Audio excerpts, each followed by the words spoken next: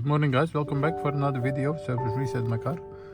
Today I'm going to show you how you can reset a Mercedes C-Class 2014 manually, so you can do it for yourself. We did some oil change and I'm going to show you how you can reset this by hand. Before we start, I want to mention our YouTube channel, the Service Reset My Car.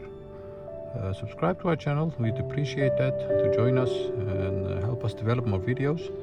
If you have any questions, you can ask me on the comment area. Any comments, positive, negative, doesn't matter. I'm always trying to help people, and so we can help each other. Okay, let's start with this one. First of all, turn the ignition off and then turn the ignition on to the first position. This one, the airbag indicator lights up. Then we have to go to the main odometer. That's this one. So the total miles or kilometers over here.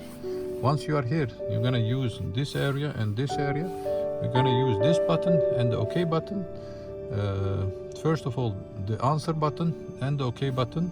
So right away the OK button. So 1, 2, and keep pressing that till the menu appears on the dashboard like this. Yes, then it's important to go to Assist Plus, and for that we use the left side of the steering wheel. Confirm with OK. Once you are there, it asks you to switch the ignition on to the second position. Yes. Once you are here, you can go through the service menu again, go down, press OK, confirm service, oil grade, confirm, yes, another confirmation, and then once it